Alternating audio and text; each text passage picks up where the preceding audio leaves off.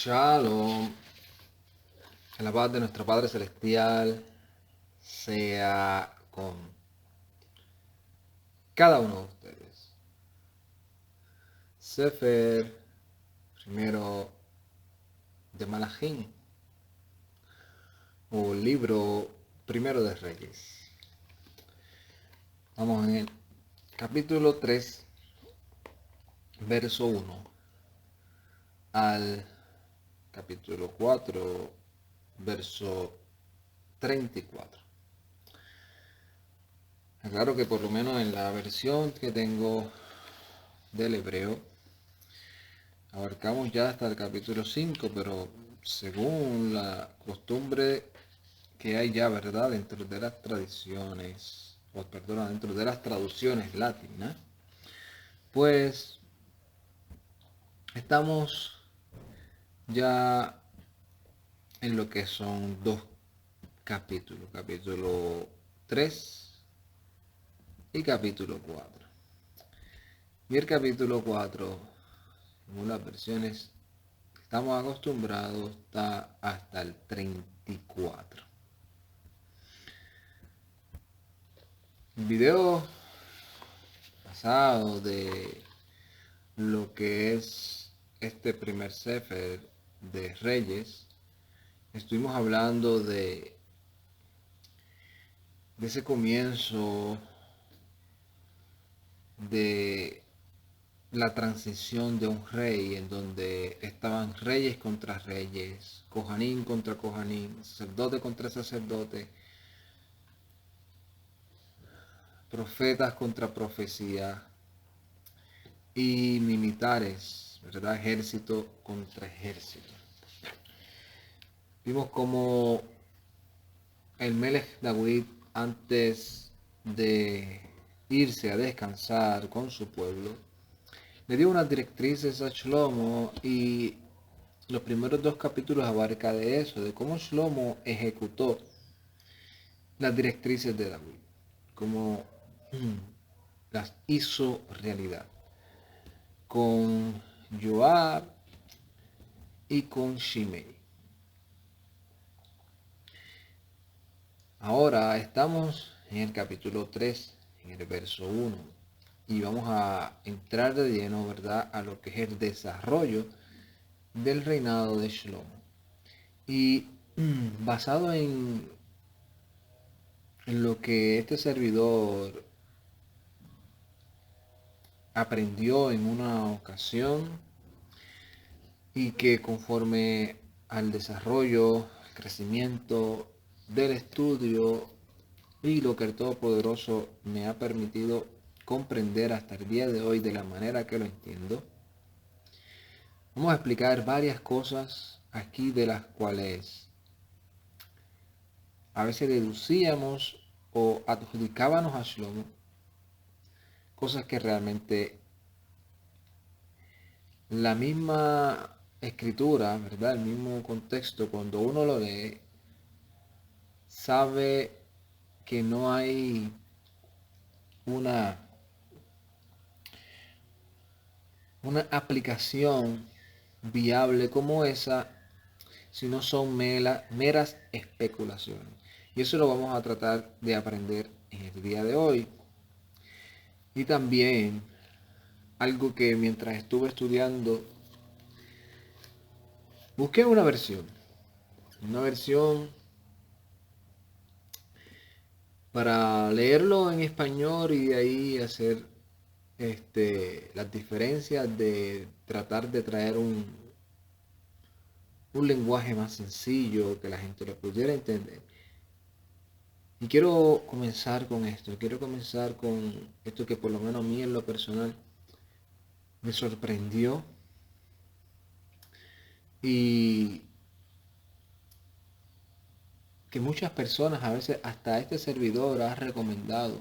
Hace poco recomendé a una persona que leyera, si va a leer la Biblia, que si está comenzando a leer la escritura, comience con un lenguaje sencillo para que se pudiera adaptar tal vez a lo que él entiende, y luego si quiere profundizar en el contexto, en lo que realmente el escritor está transmitiendo, ¿verdad? Sino irse por lo superficial, pues ya ahí pues buscar las herramientas, un diccionario bíblico, una versión que sea un poquito más apegada a lo que está en el hebreo.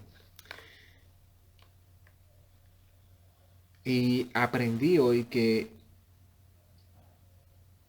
no debería yo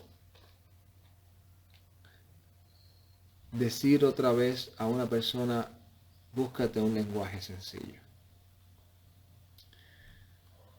Me lo pensaría muchas veces, porque uno que entiende la escritura desde el punto de vista de lo que dice en hebreo, y la versión que mayormente utilizo son en hebreo y las traduzco al español con lo poco que conozco y con las herramientas que hay. Esas Biblias que tratan de simplificar lo que dice la escritura terminan distorsionando totalmente y alejados totalmente de lo que aparece escrito literalmente. Y voy a traer un ejemplo que me sucedió mientras estuve analizando esta versión. Y cada vez que la leía, yo automáticamente me sorprendía y decía, pero es que creo que eso no es lo que aparece en la escritura. Y cuando lo buscaba en hebreo directamente decía, pero ¿cómo una persona se atreve a plasmar esto? Y no toma en consideración que las personas que van a estar leyendo esto tienen ya en su subconsciente, por lo menos se podría decir que la mayoría hasta hoy, lamentablemente, tenemos en ese subconsciente de que cuando estamos leyendo la Biblia estamos leyendo una palabra que es infalible, una palabra que es que lo que estamos leyendo eso es lo que es y no hay manera de cuestionarlo, no hay manera de preguntarnos por qué. Y pareciera que los que tradujeron esta versión no consideraron nada de eso, solamente lo tiraron y ya, y voy a hacer el ejemplo, ¿verdad?, de comparación para que puedan entender y aquellos que están tal vez un poco más ya acostumbrados a decir, no, yo leo esta versión porque es más sencilla a mi lenguaje, a las palabras que yo estoy acostumbrado, que ya le entiendo cuál es el significado. Hay otras traducciones que cuando lo leo me quedo en el aire porque no sé realmente qué significa esa palabra. Que se lo piensen varias veces y mejor se busque un diccionario y cuando no entiendan esa palabra vayan al diccionario bíblico para que les pueda dar una traducción lo más pegada a esa palabra.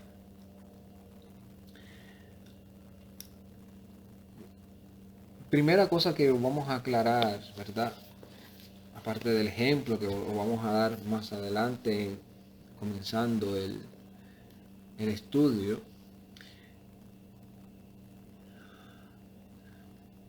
¿cómo comienza este capítulo 3? Este capítulo 3 comienza diciendo de esta manera.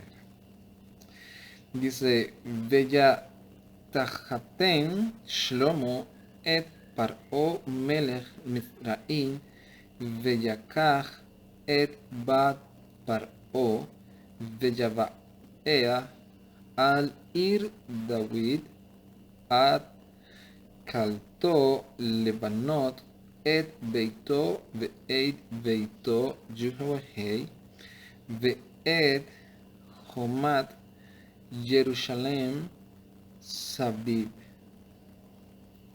Así comienza este capítulo diciendo, y Shlomo entró en una alianza, o Shlomo emparentó con el Paró. O sea, Shlomo hizo un parentesco con el Paró. Se unió con el Paró, hizo una alianza, hizo un convenio y como garantía, pues se le dio a la hija. Por lo menos voy a hablar de mi experiencia, que inclusive en ocasiones lo repetía como papagayo, decimos en nuestro país, o como un loro, sin realmente leer todo el contexto. Por eso, cuando alguien siempre me pregunta algo, yo digo, vamos a leer desde el primer verso, para poder entender todo el contexto. Y si se tiene que leer un capítulo anterior y un capítulo siguiente, mejor todavía, porque ahí podemos tener una idea realmente. ¿Por qué? Porque la escritura misma te da la contestación de las dudas que podamos tener. Y una de las cosas que yo escuché que me enseñaron a mí fue eso. Me dijeron, Shlomo comenzó automáticamente con el pie izquierdo. Shlomo lo primero que hizo fue que unirse con una mujer extranjera, cosa que la escritura le dice que no debes de hacer. Y me ponían a Shlomo, a Salomón, como un hombre que comenzó haciendo todo mal.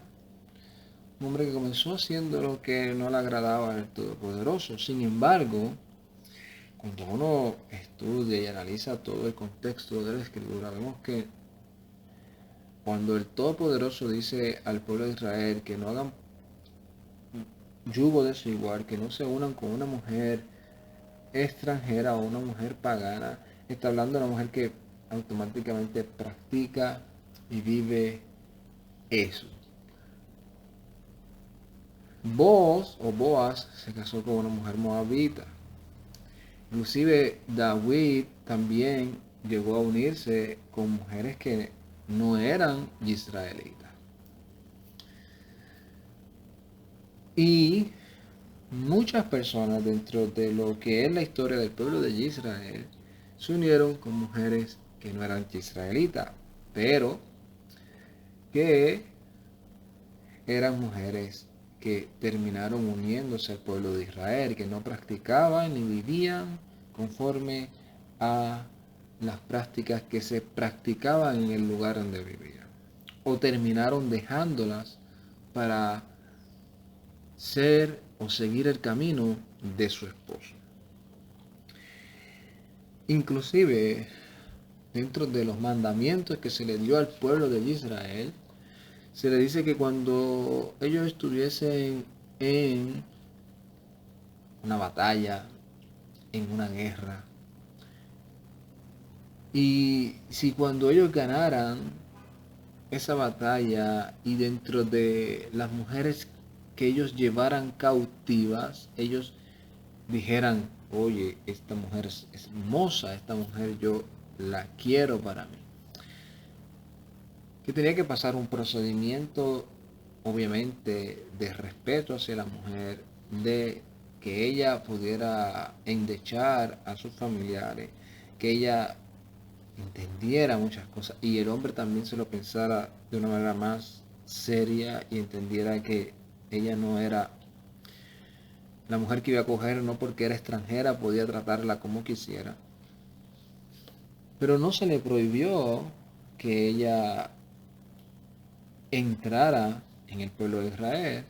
Inclusive hay muchos ejemplos como el de Caleb, entre otros. El punto es que si lo que hizo Shlomo de casarse con la hija del Paró fuera algo que al Todopoderoso no le agradara o no lo aprobara, hubiese habido una reprensión del Eterno por eso. Y eso no lo vemos. No lo vemos por ningún lado. Inclusive vemos lo contrario. Si Shlomo hubiese empezado con el pie izquierdo, hubiese dicho que Shlomo empezó haciendo lo que David no hizo, empezó haciendo o yendo por un camino diferente, como aparece o lo vamos a ver más adelante en este Sefer, donde hay reyes que no siguieron el camino de David, y aparece desde que comienza el autor a relatar la vida de este rey o de ese rey, comienza diciendo: y este hombre no andó en el camino de David su padre, sino que andó en el camino, y menciona ejemplos de otras personas que andaron equivocadamente o que se salieron de lo que era la voluntad del Creador. Eso es una de las cosas que quiero, ¿verdad? O que quería aclarar, que Shlomo comenzó bien, comenzó haciendo la instrucción, ejecutando lo que David le dijo, comenzó afirmando su trono, comenzó como tenía que comenzar. Ahora, otra de las cosas que es lo que el ejemplo que les voy a traer, el ejemplo que les voy a traer es de lo que aparece en el verso 3. En el verso 3, yo voy a leer de la versión sencilla, que voy a decir cuál es la versión. La versión es Nueva Versión Internacional. Mira cómo aparece esta versión, que a mí me pareció bien descabellado, algo totalmente... Vamos a leer lo que dice. Dice: Salomón amaba al Señor y cumplía los decretos de su padre David. Sin embargo, también iba a los santuarios paganos para ofrecer sacrificio y quemar incienso. Como en Gabaón estaba el santuario pagano más importante, Salomón acostumbraba a ir allá para ofrecer sacrificios. Allí ofreció 1000 holocaustos, y allí mismo se le apareció el Señor en un sueño y le dijo: pídeme lo que quieras. El que lee esto dice, es una contradicción. Bueno, el que lo analiza y lo piensa analizando el contexto, dice: esto es un disparate, esto es una contradicción, pero del cielo a la tierra. ¿Cómo tú me vas a decir que Salomón andaba en el camino de David, que cumplía los preceptos, pero que iba a los lugares paganos a ofrecer sacrificios en los santuarios paganos?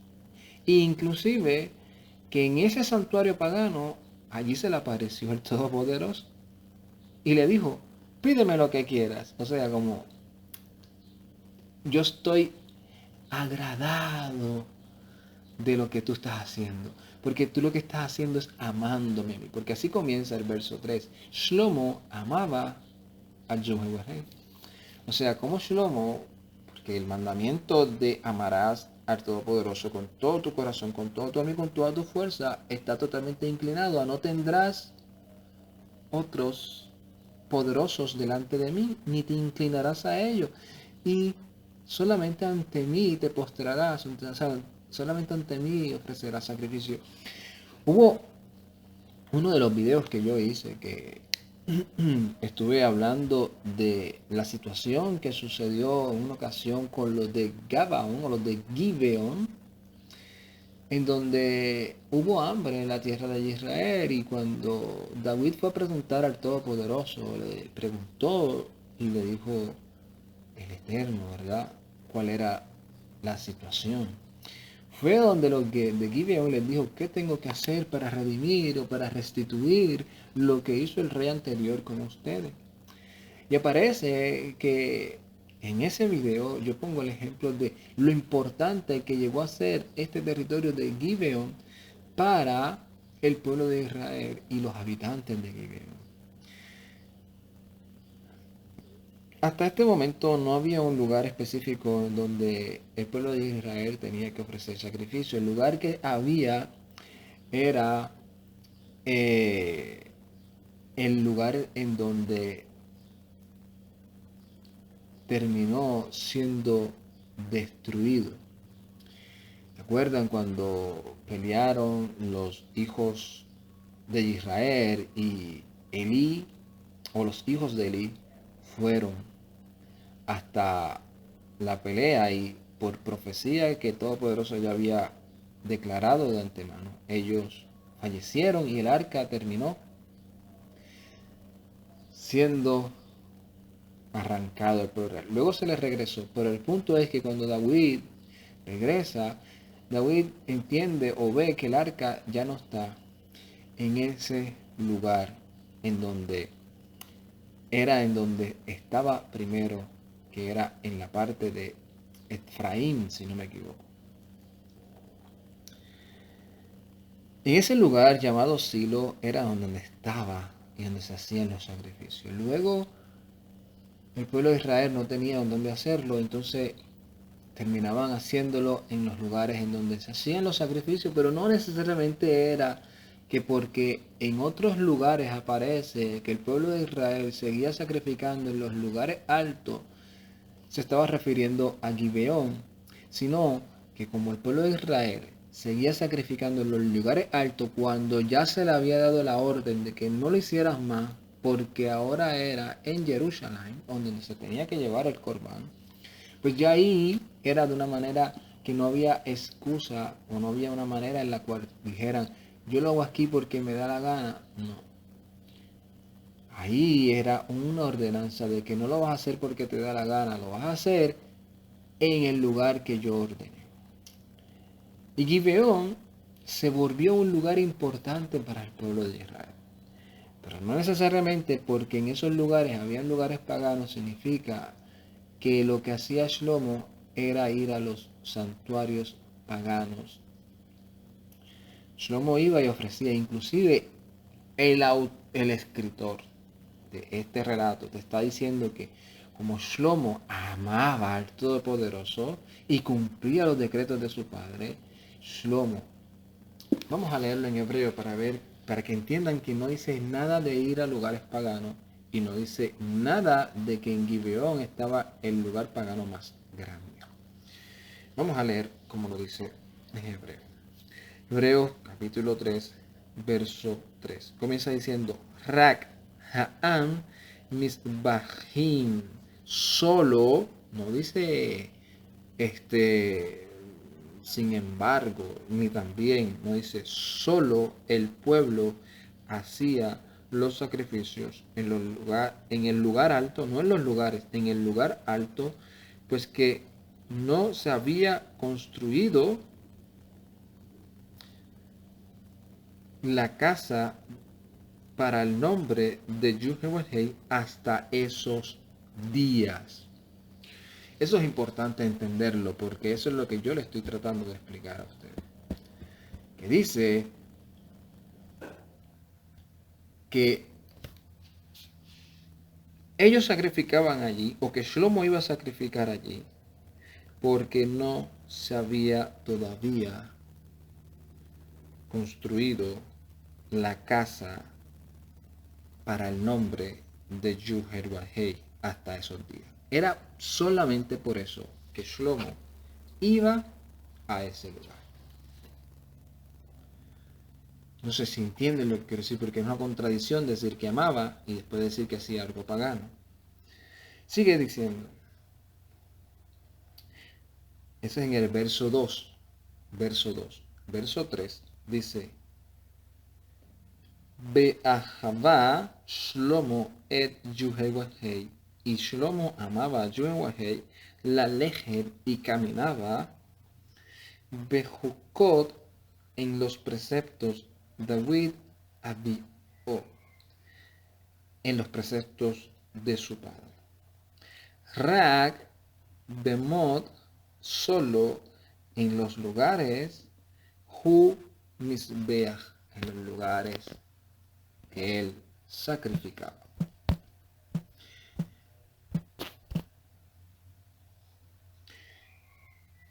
En los lugares que él sacrificaba, Bemakatir, él quemaba incienso. Solamente en ese lugar él hacía eso. Verso 4.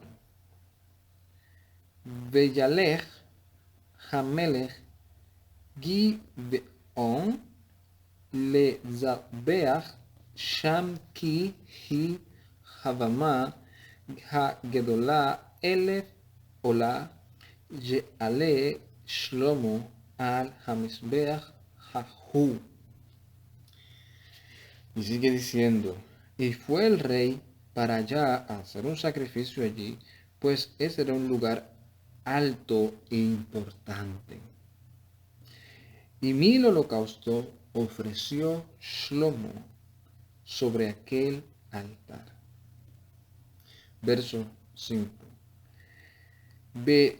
Gibeón nir'e Yud Hei el Shlomo Bejalón.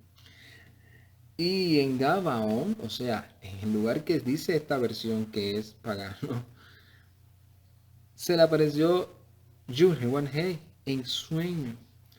Halaila, otra cosa que no aparece en esta versión, dice Halaila, en la noche. Vayomer, y le dijo Elohai, y le dijo Elohim, Sha'al ma aten leja. O sea, aquí dice, pídeme lo que quieras.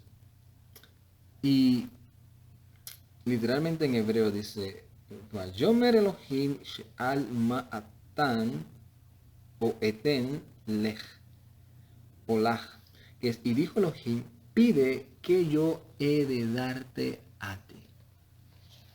Que yo he de darte a ti. Por eso yo le puse como título a esto lo que aparece ahí. El deseo de toda persona. Porque el deseo de toda persona, ¿quién más puede desear uno que el Todopoderoso se te aparezca en un sueño y te diga, pídeme ¿qué quieres que yo te dé? ¿Cuántas cosas le pasarán por la mente a uno, verdad? Dentro de las prioridades, de entre a veces los deseos personales, de entre muchas otras cosas. Porque no hay una sola persona, yo creo, en esta faz de la tierra que no quiera eso. Que no quiera que el gran yo soy se le aparezca un sueño y le dé la oportunidad de decir, ¿qué tú quieres que yo te dé? Eso es una oportunidad única. Y aprovecho esto para decir que esto fue un sueño. Y cuando hablo de que esto fue un sueño, parece que en todo por eso se le apareció a Shlomo. No tengo el número exacto, pero si no me equivoco son en 3 ocasiones, en sueño, en toda su vida, el hombre más sabio del mundo. Y a uno se sorprende cuando ve personas por ahí diciendo a cada rato, el Señor se me apareció, el Señor me reveló, el Señor me dijo, el Señor me mandó, el Señor me decretó, el Señor me mostró, el Señor habló conmigo. Pero no estoy diciendo que eso no suceda, pero tan frecuente y se le apareció para cosas tan, no sé, que parecen desde entrada un deseo más personal que otra cosa. El punto es que Shlomo tenía la oportunidad aquí de pedir lo que quisiera y el Eterno lo iba a complacer. Aún fuera algo que no fuera algo que tal vez le agradara al Eterno, el Eterno dijo, ¿qué tú quieres? ¿Por qué le dijo eso? ¿Porque sacrificaba en los lugares paganos? No creo. ¿Porque iba a Gibeón a sacrificar en los lugares paganos? No creo. ¿Porque amaba a Shlomo al Todopoderoso y andaba en el camino de David su padre? Sí. Por eso. El punto es que Shlomo le da al Todopoderoso una le empieza a confesarse con él y a decirle lo agradecido que está por lo que hizo con su padre, por el privilegio de hacer realidad la profecía, que él fuera parte de esa profecía. Y en el verso 9 de este capítulo 3, le dice realmente lo que él quiere. Después de decir, este pueblo es grande, este pueblo es inmenso que tú has hecho, yo lo único que quiero es esto. Capítulo 3, verso 9. Dice, Venatatán le abdeja le Shema Lishpat, entrega o dale a tu siervo un corazón que sepa escuchar para juzgar. Palabras que son, yo creo que desde este momento Shlomo comenzó a demostrar que era sabio. Lishpat et ameja, para juzgar a tu pueblo. O sea, no a mi pueblo. Ya entendía realmente con que era el rey, ese no era su pueblo. Él solamente era un administrador. Dijo, a tu pueblo. Lehabim, y para discernir, Beim Tov Lehra, para discernir entre lo bueno y lo malo. Ki mi Yehol Leshpat et Imech Ahava o Ahavot Azeh. ¿Quién podrá juzgar a tu pueblo este pueblo tan grande? Verso 10. Veyateb Ahadavar Be'einai Adoni Ki She'al Shlomo et Hadavar Alze. Y bueno fue esta cosa ante los ojos de Adoní, pues este pedido de Shlomo. Traje este ejemplo porque sé que hay muchas personas que a veces dicen, ¿cuál es la mejor versión? ¿Cuál es la versión? Y entre ellos está la versión que algunos buscan que se parezca más al hebreo, o que esté más pegado a lo que realmente aparece en hebreo, que fue en el idioma que se escribió la escritura. Otros que sea más sencilla porque no entiendo mucho. Y ahí es donde quiero llegar, que es complicado, que esos lenguajes tan sencillos a veces lo que hacen es decir un mensaje totalmente diferente al que está escrito. Como es el caso del ejemplo que acabo de poner, que parece que dijera que Shlomo era un hombre que sacrificaba a los ídolos paganos. Cosa que hasta este momento, para aquellos que tal vez ya están adelantándose y buscando que más adelante dice lo que Shlomo, no, hasta este momento, hasta el momento en donde Shlomo tiene el sueño, donde Shlomo está confesando que él es un muchacho, no un viejo como aparece más adelante, un anciano, un muchacho. Él está pidiendo conocimiento, sabiduría para discernir, para juzgar. Y ese es el relato, de eso se basa el capítulo 3 y 4, del pedido que Shlomo, la oportunidad que se le da a Shlomo, lo que Shlomo le pide al Todopoderoso y cómo Shlomo ejecuta o cómo se cumple lo que Shlomo le pidió al Eterno. Dice que cuando Shlomo se levantó, se dio cuenta de que era un sueño y fue a Jerusalén, a donde estaba el arca, y también hizo Corbán, hizo sacrificio, hizo un banquete. Y entendió realmente lo que el Todopoderoso le había dado. Era la oportunidad de su vida.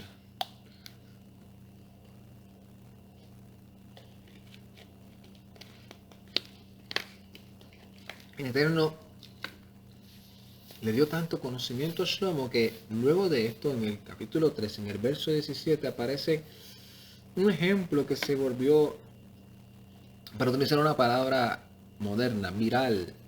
Se volvió viral dentro del pueblo de Israel. Todo el mundo escuchó este decreto que Shlomo hizo. Y el ejercicio de este estudio, o de esta parte, es que yo me puse a preguntarme, a analizar y decir, oye, aquí parece que la mujer que era la madre del hijo dijo, no lo mate. Pero ¿cuál de las dos era la madre? Porque no aparece, porque aquí no aparece ni nombre de quién es quién. Y parece que una decía una, otro decía la otra, pero después dice, pero la madre del hijo, pero no dice quién de las dos, si fue la primera que habló o si fue la segunda que habló. Si no dice la mujer que era la madre del hijo, dijo, no lo mates. Y el ejercicio aquí, ¿verdad? Es que pareciera que el autor te está diciendo quién era la madre. Y vamos a leerlo, ¿verdad? Y a compararlo para poder entender. ¿Cómo empieza este relato? Este relato empieza en el verso 17. En el verso 17 empieza diciendo, dice, Vat emer ha'isha ha'echat bi adoni ani be'ahasha azza o azot. Mira cómo se refiere una a otra. Eran dos mujeres prostitutas o dedicadas a una función. Dice, y dijo esta mujer, una de las mujeres, por favor, mi Adoní, o Adoní, por favor, Adoní, yo y la mujer esta mujer, o sea, no la menciono ni por nombre ni con el respeto que se refiere al rey, sino dice, yo y la mujer esta, Yashab Babait Asher, vivimos en una casa. Ve'alech ima bebaita. Y yo di a luz con ella en la casa. Parece que la mujer fue la que la ayudó a darle a luz, a dar a luz al hijo. Veyahi veyom hashlashi lelechti vetelech gam veisha azot. También sigue llamándole a la mujer esta. Y se sucedió que al tercer día de yo haber dado a luz, que ella también dio a luz, o que también dio a luz la mujer esta.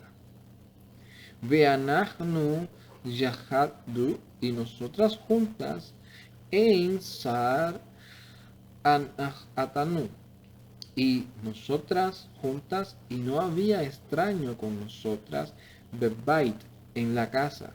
Solata sheti anachnu beit. Y no habían extraño con nosotros en la casa, ninguno de fuera, más que nosotras dos.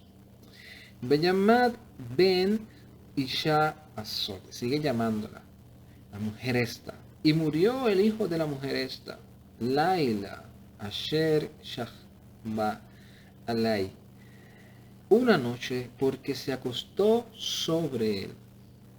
Veyatakam beitach halayla vetakach et bani. Y ella se levantó a la medianoche y tomó a mi hijo Matzaavi beatmajeja, y junto a mí tu sierva Yashna betachkivahu, y tu sierva estaba dormida, y se acostó bajatika de Ed Baná, en el regazo de su hijo, Amot Hakazbihi Bejika, en el regazo de su hijo que ya estaba muerto, y lo acostó sobre mi regazo. Esto fue lo que dijo la primera mujer.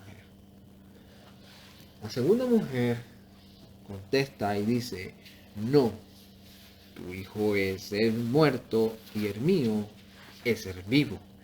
Ahí comienza la primera mujer diciéndole, no, tu hijo es el muerto y el mío es el vivo. Y así hasta que Shlomo dice, búsquenme la espada, corten al niño por la mitad, denle la mitad a uno y la mitad a otra. Y la madre del niño, en el capítulo 3, en el verso 26,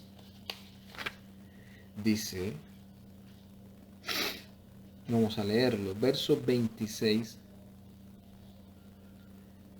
dice la madre, la que es la madre del niño, dice, Vayatamer Isha Asher Bana Ahai el Hamelech ki Nahmaru.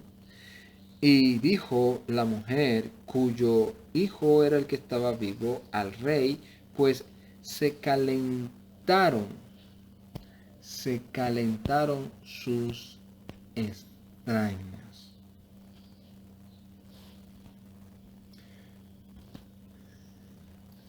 O se conmovieron, o se inflamaron, o se marchitaron profundamente por su pasión. Y dijo, al Baná Betaamer, y dijo ella por su hijo, Vi Adoní Tanu la et Hayalau Ahai Behama Ahamat al Tamihustahu Zot Amara Gamli Gam Leha Lo Yehai Gorá. Y dijo la que se le conmovieron las extrañas, por favor, Adoní, entrégale a ella el niño que ha nacido, el que está vivo, y no lo mates. Y esta estaba diciendo a otra, ni para mí ni para ti, cortad al niño. En mi humilde opinión, yo considero que la mujer que habló por primera vez, la que se refirió al Melech en su comienzo, era la madre. ¿Por qué? Porque el lenguaje que utiliza el autor es el mismo en el cual ella se refiere cuando se presenta y se le expresa al rey, es el mismo que se expresa cuando le dice al rey que no mate a niño. En el capítulo 3, en el verso 17, ella comienza diciendo, con su favor, Adoní, esta mujer y yo vivíamos en una misma casa. Mientras ella estaba allí conmigo, yo di a luz. En el verso 26 dice, la verdadera madre, angustiada por su hijo, le dijo al rey, con su favor, Adoní, dele a ella el niño que está vivo, pero no lo mates. O sea, la misma expresión de referirse al rey, con su favor, Adoní, vi Adoní, con su favor, como una manera de respeto, es la que ella utiliza en las dos ocasiones. Basado a esto, todas las personas que escucharon este decreto o este juicio con sabiduría que hizo Shlomo, que hasta el día de hoy, cuando las personas que saben un poquito de leyes, por lo menos en mi país, creo, y en Estados Unidos, cuando hacen una decisión difícil y se vuelve casi acertada o acertada, dicen, esto fue una decisión salomónica, o sea, una decisión con sabiduría, que requirió indagar mucho más. Esto bastó para que todos los que rodearan entendieran que Shlomo no solamente estaba ahí como porque era del linaje de David, porque ese era el capricho que David tenía. No, sino que entendieron que tenía el favor del profeta, de los Kohanim. Y en sí, él por sí mismo ya estaba demostrando que tenía conocimiento y sabiduría para llevar a un pueblo al lugar en donde el Todopoderoso quería llevarlo. Que es como expresa también en este capítulo, que dice que el pueblo andaba tranquilo, comiendo, bebiendo, y había shalom en todo parte. Porque así comienza el capítulo 4, verso 1, comienza hablando del gabinete del rey, comienza hablando de cómo el rey estableció, cómo lo iban a sostener, entre cada una de esas cosas. El autor aquí se adelanta, ¿verdad?, a hablar un poco de el gabinete que componía el reinado en la generación de Shlomo. El Todopoderoso le dio a Shlomo sabiduría y conocimiento al punto de que no había uno como él. Esto aparece en el capítulo 4, en el verso 29, ¿verdad? Capítulo 4, verso 29, aparece cómo es que el Todopoderoso establece a Shlomo al punto de que se hace famoso, ¿verdad? Y dice, Vayatán Elohim Ahma o Jomá le Shlomo de tabenoa y entendimiento arba meot, mucho, arba meot verajat, en multitud, lep cajol, y un corazón, amplitud de un corazón como Asher al Shafat, como la arena que está a la orilla del mar, Hayam. Betarab, Ahama, Shlomo, Mehachama, Kol Benei Kedem, U Mehol, Ahama, Mitzraim. Y le dio más sabiduría a Shlomo que todos los hijos del oriente y que toda la sabiduría de Misraim. Dice, Veyat Chokma Mehol Haedam Me'echai o Mehatan Me'eitan Me'ezraita Veherman Vejachol Vehdachada Benei Mahol Beyhe Shemo Behol Agoim Sabib.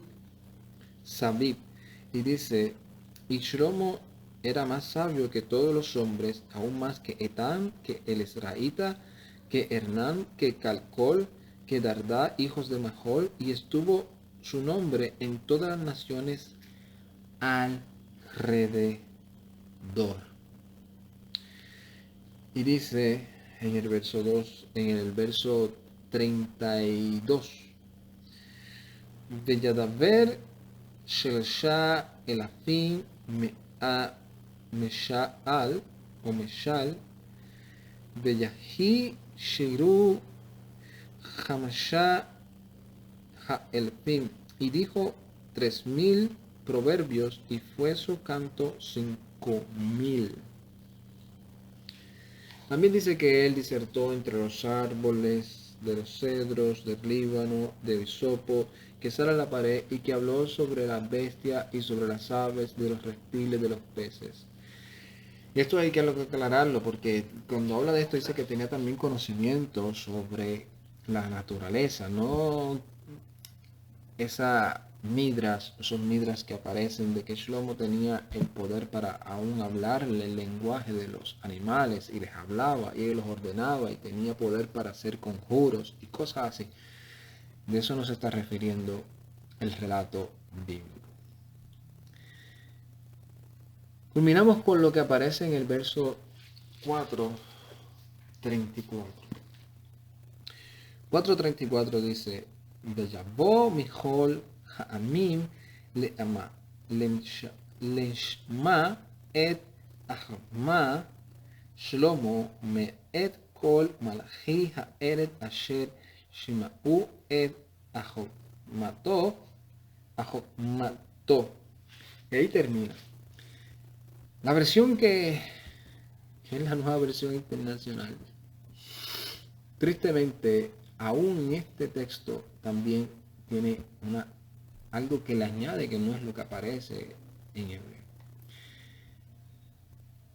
Dice en el verso 34, dice de la versión nueva internacional, los reyes de todas las naciones del mundo se enteraron de la sabiduría de Salomón, enviaron a sus representantes para que lo escucharan. Y eso no es lo que aparece en hebreo. En hebreo dice, y vinieron todos los pueblos a escuchar la sabiduría de Shlomo con todos los reyes de la tierra, que habían escuchado su sabiduría. O sea, que los reyes que habían ido a escuchar la sabiduría de Shlomo se la contaron a su pueblo y su pueblo fue también a escucharlo. Y vamos a la aplicación de todo lo que hemos hablado. A Shlomo se le dio la oportunidad de decir, pide que he de dar a ti. Y eso yo creo que es algo que también está o debería estar en nuestra mente. ¿Por qué? Porque si nos pusieran a nosotros en el lugar de Shlomo, ¿qué le pediríamos al Todopoderoso?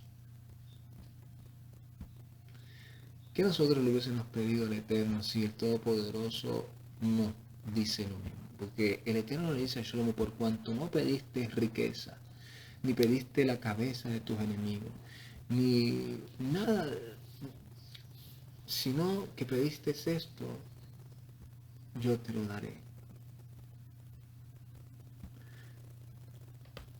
Si nos pidieran eso, ¿por qué? Porque Shlomo pidió acertadamente, a tal punto que dice que vinieron de todos los pueblos a escuchar su sabiduría. Y eso es lo que yo me he estado analizando y preguntándome yo mismo mientras estaba estudiando esto. Cuando las personas se acercan a mí, ¿qué es lo que quieren escuchar de mí? ¿Qué es lo que ellos desean escuchar de mí? ¿Para qué se acercan a mí? ¿Qué es lo que yo les transmito a ellos? ¿Qué yo transmito a las demás personas cuando se acercan a preguntarme algo sobre la escritura? Porque dicen, este tal vez sabe, es un estudioso de la escritura, debe tener conocimiento sobre ella. O vienen a preguntarme sobre cosas que realmente no son de edificación. Que tal vez nos ven y nos dicen, este sabe mucho de, no sé, sabe mucho de Netflix. Este sabe mucho de, no sé, de cómo hackear a otros celulares. Este debe saber mucho. Y no estoy diciendo, porque aquí pongo el ejemplo, no estoy diciendo que no es bueno saber de cosas de la naturaleza, como el caso de Shlomo, que sabía cosas de cómo tal vez se manejaba lo que era la siembra y la cosecha, un conocimiento extraordinario, más aún que los de Oriente.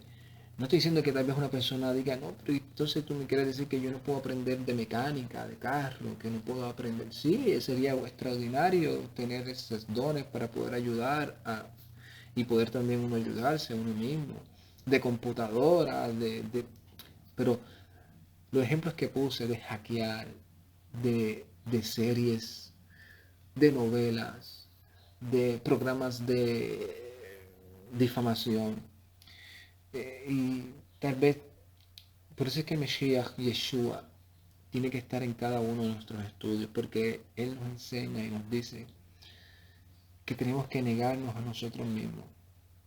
Esto es algo que me ha estado chocando últimamente. Y que aquel que se hace amigo del mundo es enemigo del propósito del Todopoderoso. Que Mesías dice que lo que está en nuestro corazón, de eso va a hablar nuestros labios. Y Shlomo aquí demostró eso. Demostró que lo que estaba en su corazón, el amor que sentía por el Todopoderoso, era poder cumplir el propósito que se le había trazado. No defraudar a su padre, seguir en el camino de su padre, cuidar del pueblo que el Todopoderoso había puesto bajo su supervisión.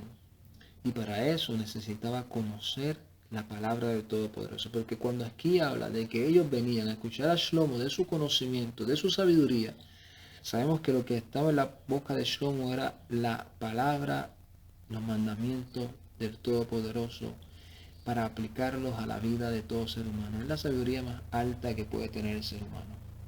¿Cómo yo puedo llegar a esa deducción? Porque el Mesías Yeshua nos enseña que que vino la reina de Shaba a escuchar la sabiduría de Shlomo y lo escuchó y comprendió y aceptó.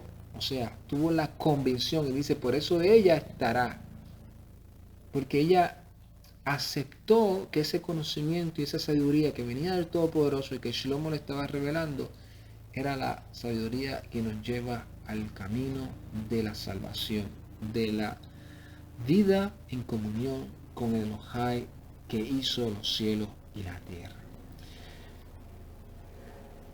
Ellos venían a escuchar el conocimiento del Elohai de Shlomo. ¿Cómo ese Elohai de Shlomo le había dado tanto conocimiento? ¿De dónde él lo aprendió?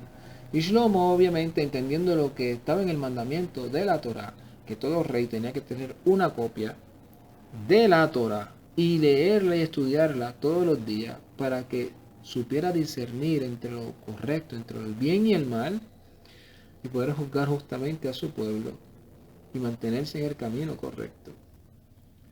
Fue algo que evidentemente entendemos que fue lo que hizo que Shlomo tuviese tanto conocimiento aún mayor que los que le rodeaban. Así que ese deseo de toda persona es que el Todopoderoso nos dé el privilegio de tener el conocimiento y la sabiduría para mantenernos en su camino y que las personas que nos rodean puedan ver en nosotros un canal o un instrumento en las manos del Todopoderoso para transmitirle las palabras de vida. Shalom, Ubrajá, Lecolán, paz y bendiciones a cada uno de ustedes. Ay, tata.